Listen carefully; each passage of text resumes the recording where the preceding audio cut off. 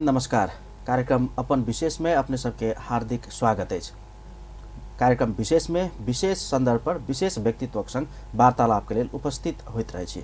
आजुक हमरा सबक चर्चा के विषय एखन नेपाली कांग्रेस के महाधिवेशन संपन्न भेला के बाद काठमाडौँ छोड़ के आब जनकपुर वा कहीं प्रदेश 2 में सब कांग्रेसी जन के आ सारा देश के जनता के ध्यान आकृष्ट है।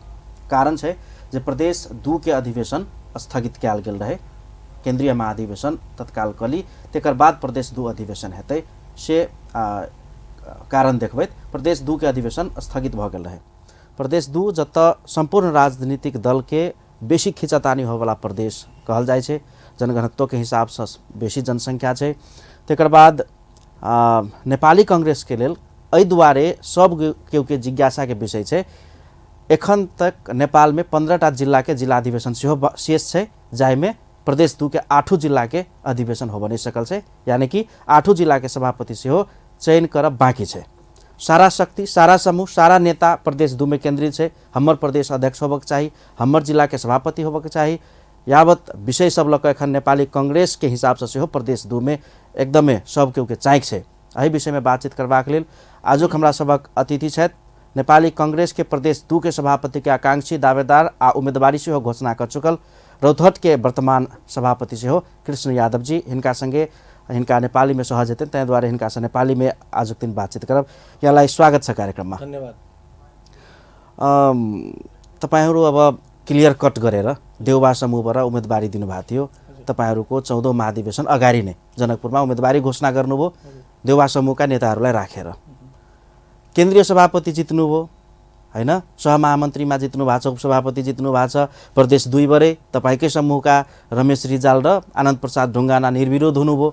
अब यति पावरमा गइसकेपछि अब आज भोलिमै समाचारहरू आइरहेछ सहमतिमा नेतृत्व चयन हुन्छ। यो प्रदेश 2 चाहिँ विमलेन्द्र निधिको कोटामा गयो रे, तपाईँ अब सहमतिको लागि ब्याक हुनु पर्यो भन्ने कुरा आइरहेछ।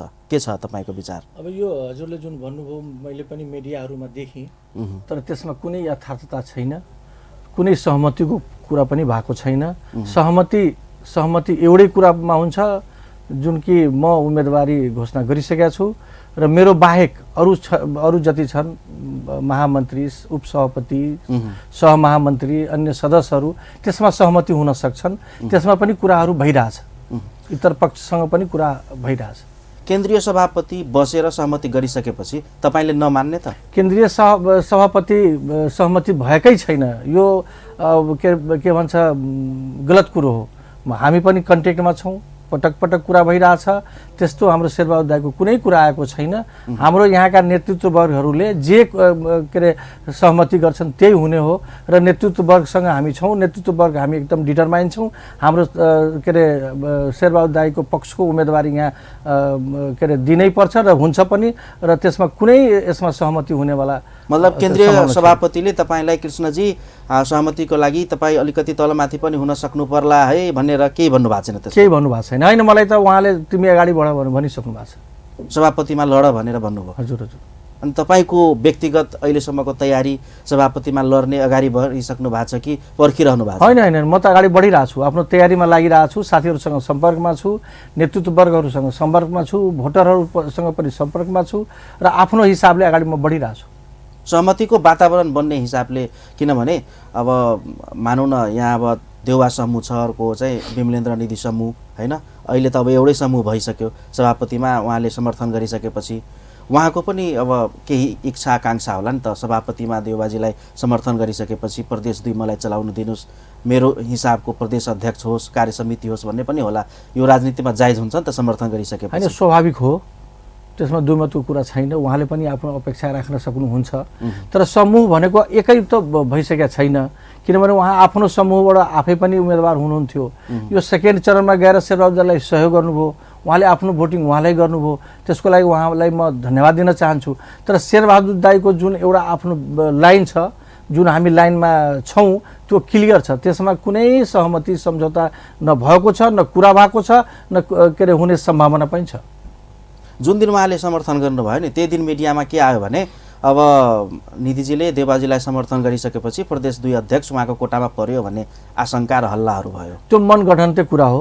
मिडियामा केही कुरा भएको छैन। त्यो दिन पनि जुन शेरबहादुर दाई एउटा राजनीतिक संस्कारको हिसाबले जुन भोट माग्न जानुभयो उहाँको घरमा चिया खानुभयो, त्यहाँ कुनै कुरा भएको छैन यो प्रदेश नम्बर 2 हामीलाई दिने वा हामीलाई सहयोग गर्ने वा हाम्रो उम्मेदवार के अरे अगाडि बढाउने, तपाईँको उम्मेदवार ब्याक गर्ने कुनै कुरा भएको छैन। उहाँ निशर्त शेरबहादुर दाई तपाईँलाई म सहयोग गर्छु भनेर विमल दाईले त्यो कुरा राख्नु भएको छ। त्यही हामीलाई जानकारी छ र शेरबहादुर दाईको मुखबाट पनि हामी त्यही सुनेका छौँ र त्यही कुरा छ अहिलेसम्म। यो जति पनि मिडियाले त्यसलाई अनावश्यक प्रचारबाजी गर्यो त्यो गलत कुरो।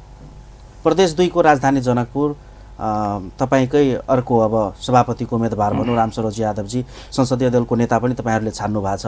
उहाँ चाहिँ अहिले मन्त्री पनि हुनुहुन्छ, सेकेन्ड मन्त्री हुनुहुन्छ, वरियता क्रममा पनि भौतिक पूर्वाधार मन्त्रालय चलाइरहनु भएको छ। उहाँलाई किन नछोडिदिने त? अब समय पनि थोरै छ नि त। अनि ठिक छ, हजुरको कुरा पनि एकदम सान्दर्भिक कुरो हो।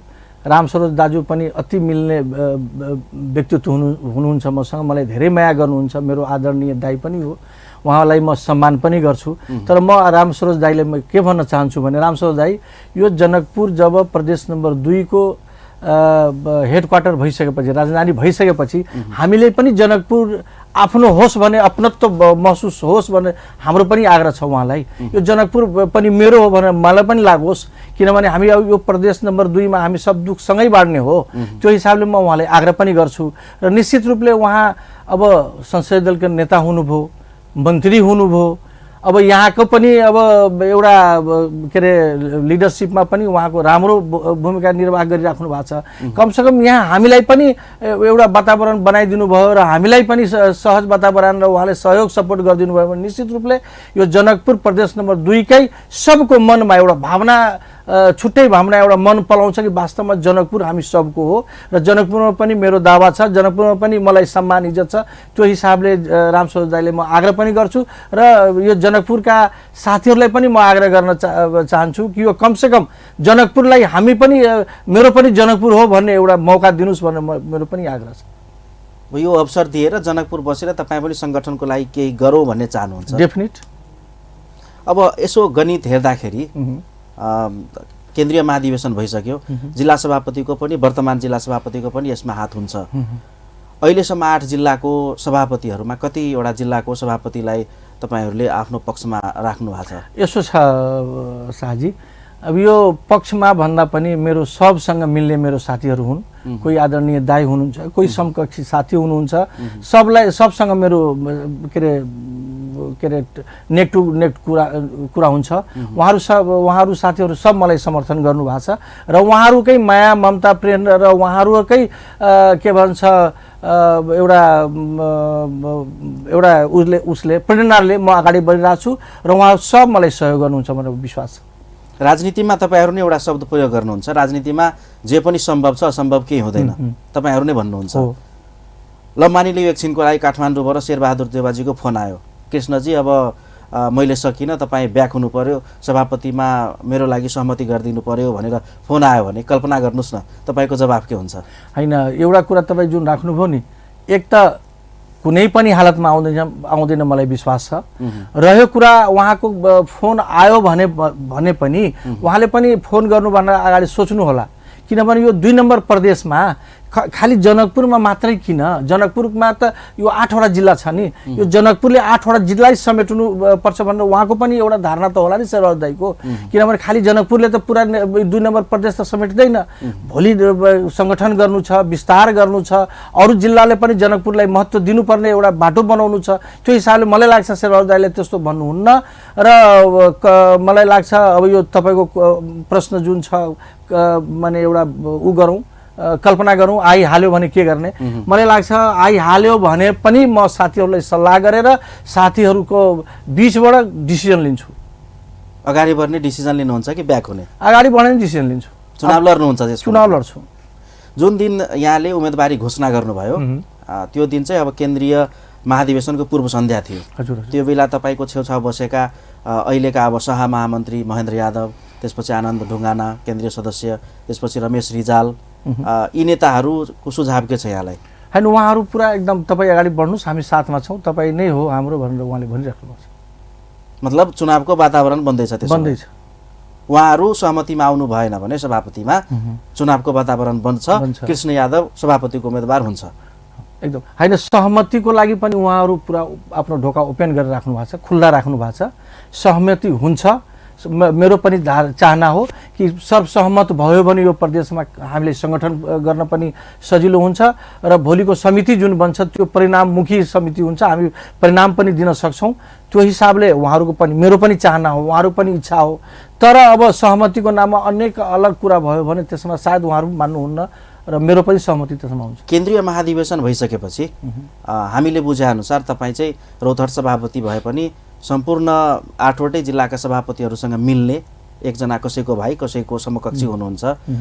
केन्द्रीय महाधिवेशन भइसकेपछि अब उपसभापति निवर्तमान भनौँ यो मधेसको एक हिसाबले नेता विमलेन्द्र निधिसँग तपाईँले कुराकानी गर्नुभएको छ कि छैन? प्रदेश 2 मा मलाई सहयोग गर्नुहोस् दाइ भनेर वा कुराकानी भएको छ कि छैन उहाँसँग? अब अहिले त्यस्तो कुरा हाम्रो भइसकेको छैन। अब अस्ति भोटिङको बेलामा दाइसँग भेट भयो, हामी जय नेपाल गऱ्यौँ, फोनमा कुरा भइरहन्छन्। तर त्यस्तो दाइ मलाई सहयोग गर्नुहोस् भनेको छैन। तर म भन्छु मेरो आदरणीय दाइ हो, मेरो नेता हो।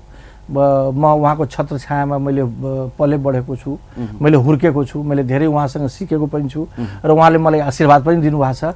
मलाई लाग्छ उहाँले मलाई अगाडि बढ्नको लागि बाटो खोलिदिनुहुन्छ भनेर मलाई विश्वास लागेको छ। उम्मेदवारी दिइसकेपछि भोट माग्नुहुन्छ? होइन, उम्मेदवारी भन्दा अगाडि नै म कुरा गर्छु उहाँसँग, मलाई सहयोग गर्नुहोस् भनेर भन्नुहुन्छ। दाइ मलाई आशीर्वाद दिनुहोस्। अब आज 4 गते हो, 6 गते मनोनयन हुन्छ, समय त छैन अब। होइन, भोलि छ, पर्सि छ, म गर्छु नि उहाँसँग। अहिलेसम्म कुरो भएको छैन? कुरो भएको छैन, म गर्छु। यसको मतलब समूहगत विभाजन अझै छ? अब समूहगत विभाजन भन्दा पनि पार्टीभित्रको कुरो हो।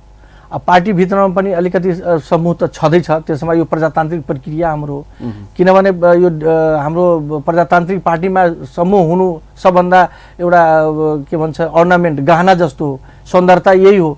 नत्र सबै एउटै भयो भने, एउटै छत्रछाया पनि के अरे एउटैको उसमा निर्देशनमा भयो भने पार्टी पनि नेतृत्व पनि अटोक्रेट हुन्छ, तनासा हुन्छ। त्यसले गर्दा यो हुनु पनि जरुरी छ र मलाई लाग्छ यो सब मिलेर एउटा सहज वातावरण र एकलौटी काङ्ग्रेस बनाउने चाहनामा पनि हाम्रो आदरणीय दाइ नेता विमल दाइ पनि हुनुहुन्छ होला। किनभने यो 2 नम्बर प्रदेशमा उहाँको पहिलादेखि पनि आफ्नो प्रभाव छ, प्रभुत्व छ, हामी पनि उहाँको छत्रछायामा छौँ र उहाँ पनि चाहनुहुन्छ कि यो 2 नम्बर प्रदेशमा कुनै विवाद, कुनै झगडा नभइकन एउटा राम्रो वातावरणमा एउटा समिति बनोस् र उहाँकै के भन्छ छत्रछायामा हामी काम गरौँ भनेर मलाई विश्वास लाग्छ। त्यस्तो वातावरण उहाँले बनाउनुहुन्छ जस्तो लाग्छ। उहाँसँग पनि आशावादी हुनुहुन्छ? एकदम, मेरो नेता हो, अब त्यसमा आशावादी नहुने कुरै भएन नि।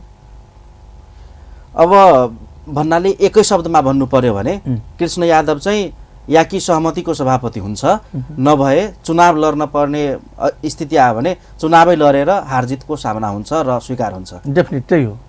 त्यसमा अलिकति पनि तलमाथि हुँदैन तपाईँको पक्षबाट? दावा छैन। तयारी भइसक्यो, सुरु भइसक्यो, गाडी भरिसक्नु एकदम। अब अलिकति म प्रसङ्ग चेन्ज गर्छु। नेपाली कङ्ग्रेसको 14औं महाधिवेशन सम्पन्न भयो। प्रदेश 2 मधेसीहरूको जनघनत्व बाहुल्यता भएको, तपाईँ पनि मधेसी, म पनि मधेसी, यो क्षेत्र प्रदेश भनौँ।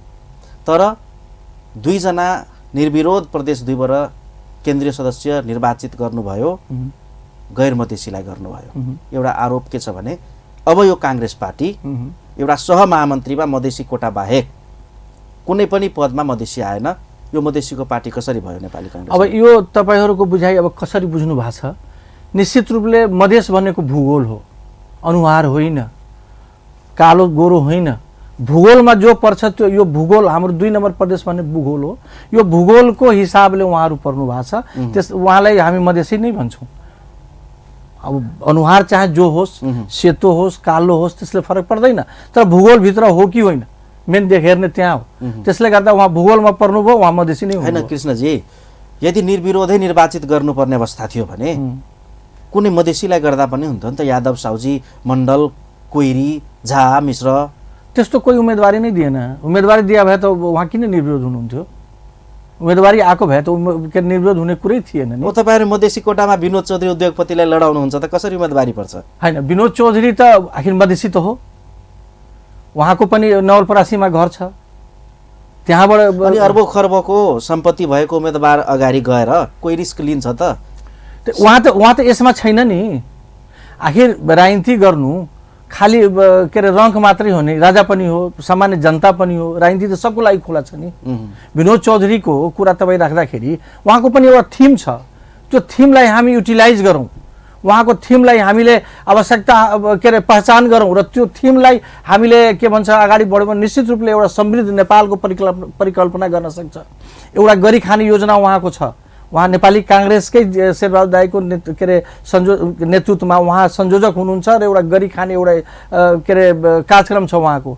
टोटल के अरे उहाँको भावना छ, उहाँको इच्छा छ कि नेपालमा जति पनि यो बेरोजगार वर्गका साथीहरू छन्, जो विदेशबाट फर्केर आएका छन्, जोसँग के अरे पैसा छैन, जो व्यापार गर्न चाहन्छ, जो गरी खान चाहन्छ, उनीहरूलाई हामी अवसर दिउँ। हाम्रो मागी खाने जुन बानी छ त्यसलाई निरुत्साह गरौँ, गरी खाने हामी काम गरौँ, त्यो हिसाबको उहाँ थिम छ।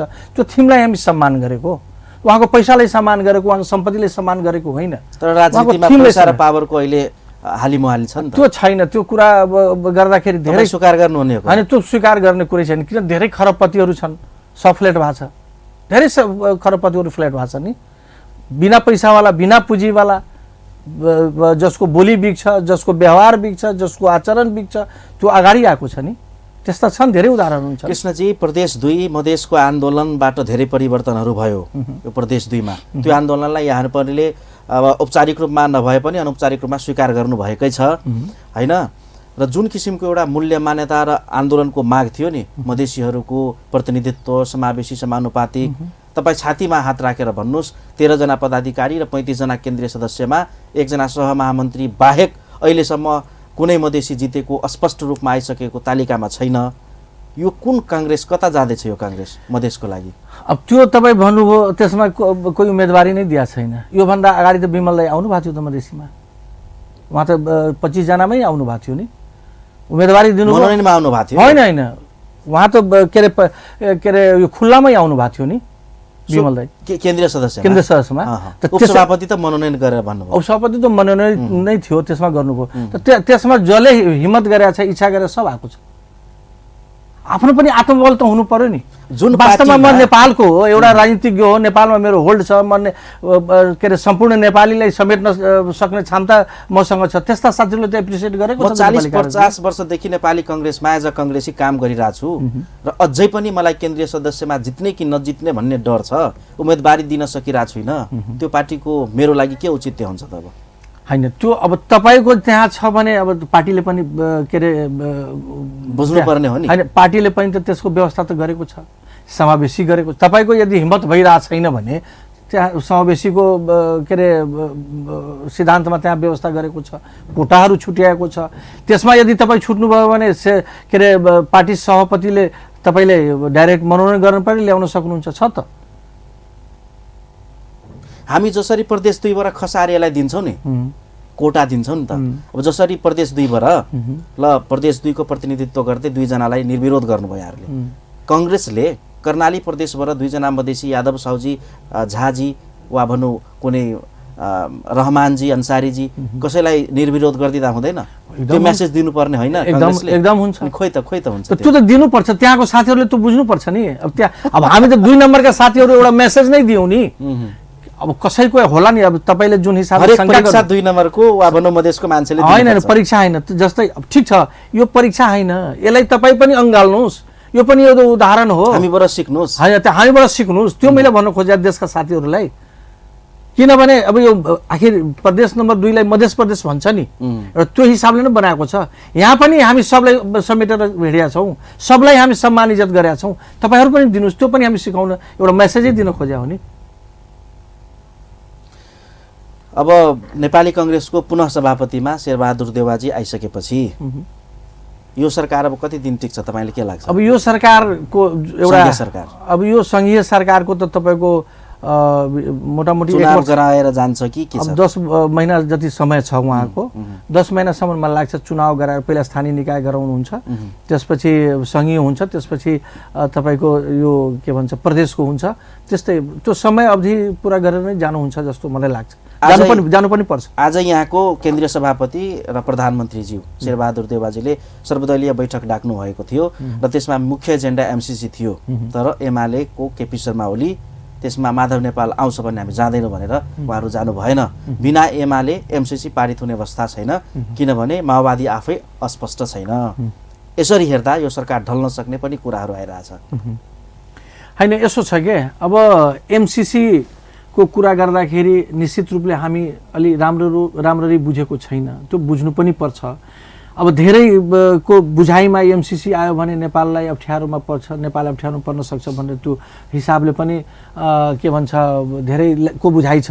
तर मलाई लाग्छ अब शेरबहादुर दाईको र यो सरकारको जुन नेतृत्व गर्नु भएको छ प्रधानमन्त्री शेरबहादुर देउबा, उहाँको बुझाइ कि हामी एक्लै नजाउँ, हामी सबले समेटेर जाउँ, किनभने यो एमसीसीबाट जति हामीले लिन सक्छौँ त्यो सबले बराबर बाँडोस्, पुरा सम्पूर्ण नेपाली जनताको उपलब्धि होस् भनेर उहाँको चाहना छ। अब मलाई लाग्छ अब एमाले जाँदैन भने तबसम्म एमसीसी पास हुँदैन र एमाले जबसम्म समर्थन गर्दैन तबसम्म यो अगाडि पनि बढ्दैन जस्तो लाग्छ मलाई। भन्नाले एमसीसी पनि अब चुनावी एजेन्डा हुन्छ। अब त्यो त पछिको कुरो हो, अब चुनावी एजेन्डा चुनावमा जान्छ जाँदैन त्यो म भन्दिनँ, तर एमसीसी पास गर्नको लागि एमाले जरुरी छ, एमाले अपरिहार्य छ, एमाले हुनै पर्छ। नेपाली कांग्रेस बुढापाकाको र धनीमनीको पार्टी भनिन्थ्यो। अब यसपालि चाहिँ अब महामन्त्री जस्तो एउटा सक्रिय र एउटा भाइटल पोस्टमा गगन थापा र विश्व प्रकाश शर्मा आइसकेपछि अलिकलि युवाहरूको आशा जागेको पार्टीको जस्तो पनि देखिएको छ। त्यो दुईजनाको उम्मेदवारी र निर्वाचित भइसकेपछि यहाँहरू चाहिँ के विश्लेषण गर्नुहुन्छ? अब पुस्तान्तरण भएको हो नेपाली कांग्रेस? निश्चित रूपले हाम्रो अब युवाको आवाजलाई कसरी समेट्ने हो, युवाको आवाजलाई कसरी सम्बोधन गर्ने हो, जुन स्टेजमा हुन्छ उसको दुख सुख मर्का सबले बुझेको हुन्छ। अब योभन्दा अगाडि हाम्रो नेतृत्वबाट धेरै त्याग तपस्या गरेर उहाँहरू पार्टी बचाउनु भएको थियो, चलाउनु भएको थियो, देशमा पटक पटक प्रजातन्त्रमा उहाँहरू आफ्नो नेतृत्व गरेर आफ्नो आहुति पनि दिनुभएको थियो, योगदान बलिदान सारा दिएर नेपाली यो देशलाई बचाउनु भएको छ, प्रजातन्त्रलाई बचाउनु भएको छ। अब उहाँहरू उहाँहरूलाई हामी धन्यवाद र सम्मान गर्छौँ, गर्नु पनि पर्छ। अब जुन युवा पुस्ता प्रवेश गरिरहेछ निश्चित रूपले यो नेपाली कांग्रेस अहिले तपाईँ रिजल्ट हेर्नु होला, पुरानो अनुहारमा मलाई लाग्छ बुढापाकाहरू साइड हुँदैछन्, 15-20% हुनुहुन्छ, उहाँ पनि जरुरी छ। 15-20-25% जुन आउनुहुन्छ उहाँ पनि जरुरी छ, किनभने थिम त उहाँहरूसँग छ, अनुभव त छ, अनुभव उहाँहरूको सेयर गर्ने, बाँकी एक्सन युवाहरूले गर्ने त्यो जरुरी छ क्या। नेपाली हाम्रो पनि म पनि यसपालि रौतहटमा क्रियाशील वितरण गर्दाखेरि 70% युवालाई दिएका थिएँ, 70%। आज मेरो रौतहटमा मलाई लाग्छ यो अधिवेशनमा पनि तपाईको माने 65-70% त युवाहरू छन्, 40 भन्दा भित्रैको, 50 र 40 को बीचको युवाहरूको त्यहाँ उपस्थिति छ। पुरानोहरू पनि छन्, हाम्रा बुजुर्गहरू पनि छन्, उहाँहरूको अनुभवलाई समेट्नको लागि पनि हामी चाहिन्छ। तर अब लाग्छ अब अहिलेको आवश्यकता के छ, अहिलेको परिस्थिति के छ त्यसलाई सम्बोधन गर्नुको लागि जो त्यसमा भिजेको हुन्छ, जो जानेको हुन्छ, जसले भोगेको हुन्छ उसैले सम्बोधन गर्न सक्छ। त्यही भएर युवाको आवश्यकता छ र मलाई लाग्छ अब आउने के भन्छ अधिवेशनमा आउने दिनमा युवाको हातमा जान्छ नेपाली कांग्रेस, मलाई विश्वास छ र जानु पनि पर्छ। तपाईँ आफ्नो क्षेत्रदेखि रौतहटमा संगठन निर्माण गर्ने एउटा सिपाही पनि हुनुहुन्छ नेपाली कांग्रेसको। अब समग्रमा प्रदेश 2 मा यसअगाडि चाहिँ नेपाली कांग्रेस किन पिरोलियो भन्दाखेरि मधेसी दलहरू एक भयो, त्यसपछि कम्युनिस्टहरू एक भयो र तपाईहरु बीचमा चपेटामा पर्नुभयो। यसपालि अब एमाले पनि फुटेको छ, माओवादीभित्र पनि द्वन्द्व छ, धेरै नेताहरू एमालेतिर गए, मधेसी दल पनि फुटेका छन्, उता जनमत पार्टी पनि भोट काट्ने सम्भावना छ। कांग्रेस प्रदेश 2 मा तपाईको विचारमा एक्लै अगाडि बढ्नुपर्छ कि कसैसँग मोर्चा? हेर्नुस्, मोर्चा भन्दा पनि यो भन्दा विगत इलेक्सनमा मैले हेरेँ, जुन रिजल्ट हेरेर जुन प्याटर्न देखेँ मैले, यो कांग्रेसको विपक्षमा सब पार्टी लागे। मेरै क्षेत्रमा भन्दाखेरि मेरो एगेन्स्टमा त्यहाँ के भन्छ एमाले माओवादीको एउटा गठबन्धन थियो, यो राजपा र के भन्छ फोरमको एउटा गठबन्धन थियो, उम्मेदवार दुईटैको थियो। तर मेरो एगेन्स्टमा यो के भन्छ यो मधेसी दलको जुन गठबन्धन थियो त्यो गठबन्धनलाई एमालेले सहयोग गरिदियो। अब एमालेले सहयोग गरिदियो किनभने त्यो कांग्रेसको विपक्षमा कांग्रेसमाथि चौतर्फी आक्रमण घेराबन्दी गरेर त्यो गर्छन्। तर म एउटा के भन्न चाहन्छु भने नेपाली कांग्रेस यस्तो पार्टी हो कसैसँग त्यो दब्नेवाला पनि छैन र के अरे हडबडाउनेवाला पनि आत्नेवाला पनि छैन। त्यो धेरै दुख सुख गरेर नेपाली कांग्रेस अगाडि बढिरहेछ। तर नेपाली कांग्रेस त यस्तो पनि पार्टी हो इमानदारलाई छोडेर बेइमानलाई टिकट दिने अनि आन्तरिक द्वन्द्वको कारण पार्टी पराजित हुने। त्यो बुझाइ मात्रै हो। मलाई लाग्छ अब हेर्नुस् यो कम्प्युटर त हैन कि टक टक टक टक बेइमान भनेको पैसा पावरको चलखेल अब त्यो त्यही त त्यो यस्तो टक टक त हुन्छ। अब 1-8% होला त्यसमा म नकार्न सकिन्न। तर नेपाली कांग्रेस त्यो दुखै के अरे पाएको साथीहरूलाई दिने गर्छन् के। अब होला 1-8 जना होला म भन्न सकिन्न। अब पैसाको कुरा गर्दाखेरि त्यो पैसा नेतृत्वले 2 लाख 4 लाख 10 लाख 50 लाख दियो भने त के गर्न सक्छ र त्यो पैसाले केही नै हुँदैन। त्यो कुरा छैन। त्यो एउटा अनर्गल र अनावश्यक प्रचारबाजी मात्रै हो। नेपाली कांग्रेस आफ्नो बलबुतामा अगाडि बढेको छ।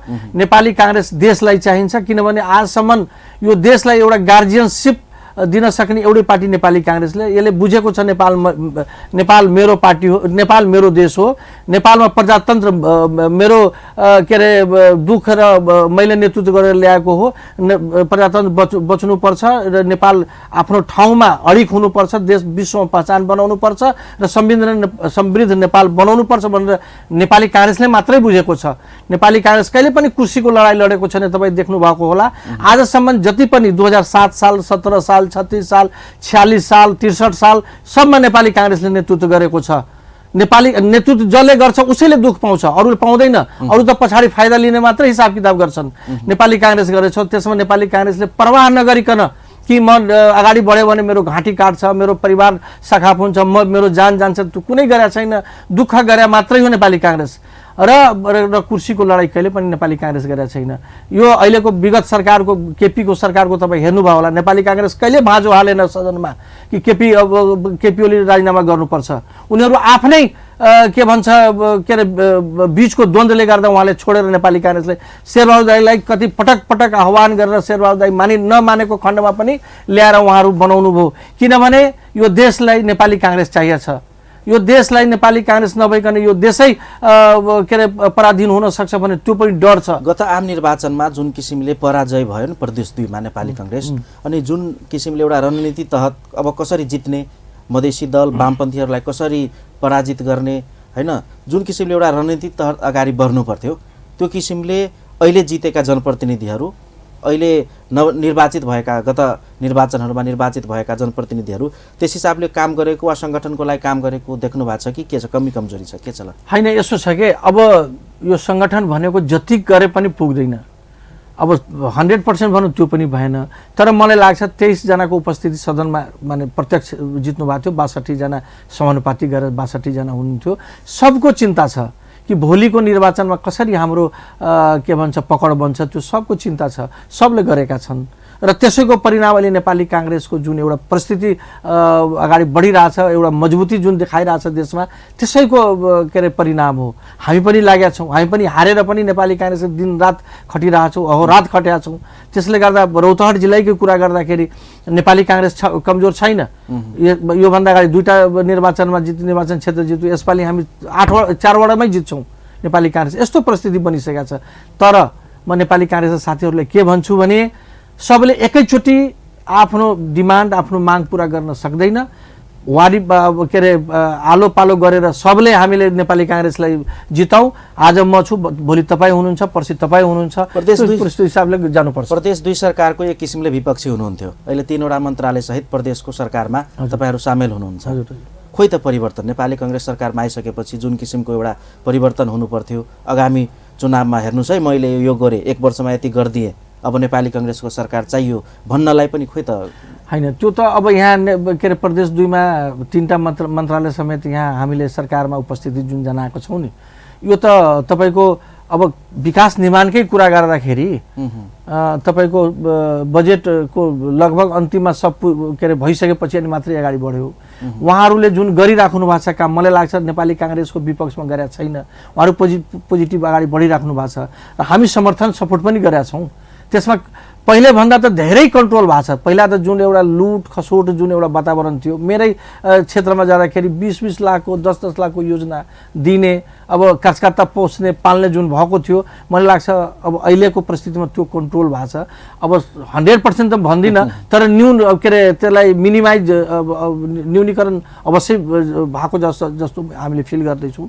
त्यो हिसाबले मलाई लाग्छ बिस्तारै यसलाई पनि कन्ट्रोल गरेर नेपाली काङ्ग्रेसको उपस्थिति यो प्रदेशको सरकारमा आफ्नो हिसाबले देखाउन सक्छ जस्तो लाग्छ मलाई। अन्त्यतिर छौँ हामी, समय एकदमै छोटो छ। काङ्ग्रेसको संसदीय दलको नेता भएर मन्त्री पनि चलाइरहेका रामसरोज यादवजी, जो कि अर्को सभापतिको आकाङ्क्षी हुनुहुन्छ, उहाँभन्दा तपाईँलाई चाहिँ सभापतिमा जिताउनु पर्ने आधारहरू मलाई भनिदिनुहोस् त। म कमसेकम उहाँ अहिले के भन्छ संसदीय दलको नेता पनि हुनुहुन्छ, सरकार पनि चलाउनु हुनुहुन्छ। मतलब सबैले अवसर पाउनु पर्यो, अब एक पद एकजना हुनु पर्यो होइन, एक पद एकजना भन्दाखेरि पनि अब उहाँ सबैले अवसर पाउनु पर्यो, उहाँ अवसर पनि पाउनुपर्छ र उहाँ अहिले जुन आफ्नो मिसनमा लाग्नु भएको छ, सरकारलाई एउटा दिशा दिने के अरे वातावरण, सरकार चलाउने संसदीय दल चलाउने संसद उहाँले त्यसमा चलाउनुहोस् अनि हामीलाई जिम्मा दिनुहोस्। हामी दौड्नेवाला पनि छौँ, हामी दौड्छौँ पनि, भिड्छौँ पनि। अहिले हाम्रो उमेर पनि बाँचेको छ र के अरे भोलिको दिनमा भोलि उहाँ फेरि अब अगाडि बढ्नुभयो भने फेरि आखिर हामीले गरेकै कामको प्रतिफल उहाँले पाउने हो। त्यो हिसाबले जानुपर्छ भनेर मलाई लाग्छ। अन्त्यमा तपाईँ एउटा उम्मेदवार पनि हुनुहुन्छ, अब केही यताउति भएन भने, अप्रत्याशित केही डिसिजन भएन भने चुनाव लड्नुहुन्छ, उम्मेदवार पनि हुनुहुन्छ, अन्त्यमा के भन्न चाहनुहुन्छ? म अन्तमा हाम्रो यो प्रदेश नम्बर 2 का सम्पूर्ण महाधिवेशन प्रतिनिधि साथीहरू, प्रदेश अधिवेशन साथीहरू सबलाई म आग्रह गर्न चाहन्छु कि कमसेकम एकचोटि मलाई मौका दिनुहोस् र निश्चित रूपले यो जस्तै यो मधेसलाई नैहर भन्छ के, काङ्ग्रेसको नैहर भन्छ, माइके भन्छ, त्यो मेरो एउटा सपना छ। म यसलाई फेरि पुनः पुरानो के अरे परिस्थितिमा नेपाली काङ्ग्रेसलाई पुर्याउँछु र मधेसमा काङ्ग्रेसको नैहर बनाउनुहुन्छ। नैहर यो मधेस प्रदेशमा नेपाली काङ्ग्रेसको झन्डा लहरिन्छ र आगामी यो प्रदेशको सरकार पनि, केन्द्रको सरकार पनि, स्थानीय सरकार पनि नेपाली काङ्ग्रेसकै के अरे नेतृत्वमा हुन्छ भन्ने मलाई विश्वास छ। यही हो मेरो कुरो। यहाँले अमूल्य समय दिनुभयो, धेरै धेरै धन्यवाद। धन्यवाद पूरनजी। दर्शकवृन्द, इचलैत कृष्ण यादवजी नेपाली कांग्रेस के वर्तमान रोहतहट सभापति एखन प्रदेश 2 के अधिवेशन बाँकी है। प्रदेश 2 के नेतृत्व हमरा चाहिए, सभापति उम्मीदवारी देने छथिन। नेपाली कांग्रेस के केंद्रीय सभापति शेरबहादुर देउवा समूह के पैनल से उम्मीदवारी घोषणा करने छलकिन 14 केंद्रीय महाधिवेशन से आगू एखनो वो कहे छथिन जे हम आप हमरा सबके कोनो बटम लाइन नहीं, कोनो वैकल्पिक लाइन नहीं, हम सब अपना नेतृत्व में प्रदेश 2 के केंद्रीय सभापति देउवा समूह के हेते, यानी कि हम हेबे, तेकर बाद संगठन के विस्तार करबे से कहलकिन। कार्यक्रम के निर्धारित समय संपन्न भेल। फिर से कार्यक्रम अपन विशेष के दोसर श्रृंखला में दोसर विशेष संदर्भ पर विशेष व्यक्तित्व संग भेंटघाट हेते। एखन के लिए आज्ञा दिया। नमस्कार।